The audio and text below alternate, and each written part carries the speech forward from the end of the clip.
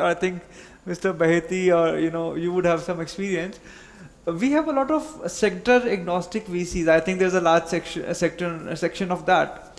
Now we talk about patient capital, but I was giving a talk to certain investors in Canada where I had the opportunity to tell them that the five companies whose GDP, whose market valuation is more than the GDP of our whole country, they're all less than 43 years old.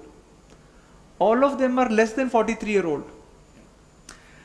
And then the traditional wealth which somebody has created over two generations, 30 years, 40 years, it's fast being replaced by technology wealth where unicorns are being born when a person probably is less than 30 or 40 years of age.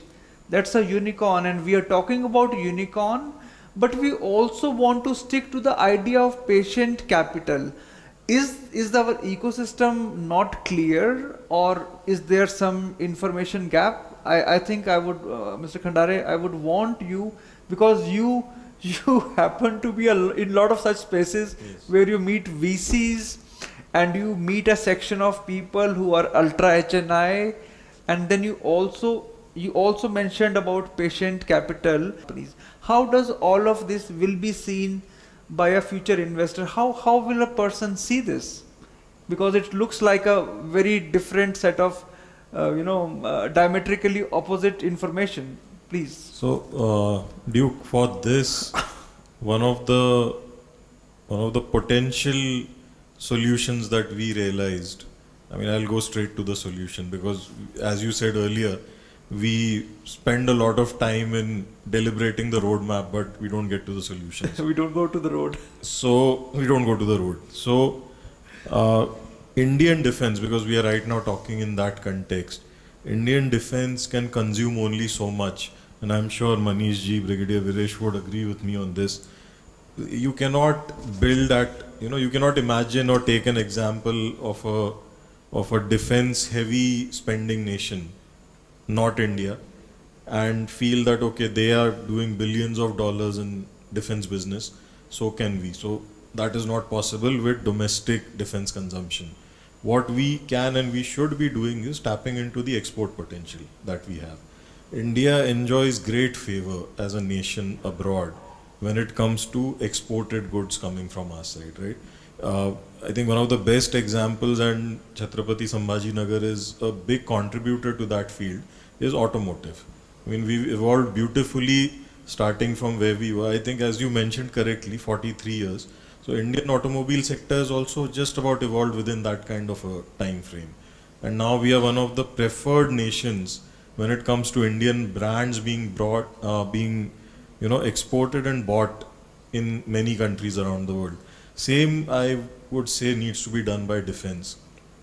Tap into the domestic consumption part more from a validation sort of a perspective, and then tap into the export potential, because aside from a dual use approach for your bread and butter, an export sort of an approach will also help in a big way.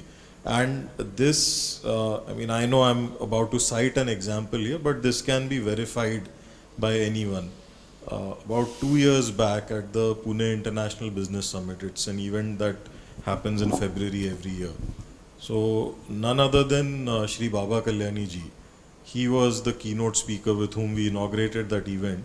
He has said it on record. The clip is available on YouTube. Anyone may go and search. This was the time when ATAGs were about to come into procurement. So he very clearly stated that, one, it took him a 12-year development cycle, because of course it's a complex system that he was developing. So it's not easy. And secondly, forget buying. The guns could not even be tested in India during the developmental cycle. So Kalyani Strategic Systems actually tested their guns in the US, because it was a defense-friendly sort of an approach that US had.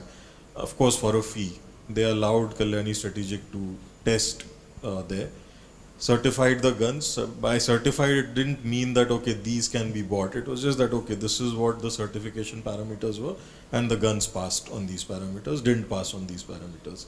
All of that was again fixed. And even on the buying side, in the Indian order for ATAGs, I think India was the 4th country to put in the orders. 3 other countries had put in orders before India after they had a successful certification and a development cycle in place. Now the reality is that India is in the waiting list for these ATAGs. And the patience, of course, has to be kept now by the user, not by the industry in this case. Got it. Right? So, yeah, spin-off is very important for our defense.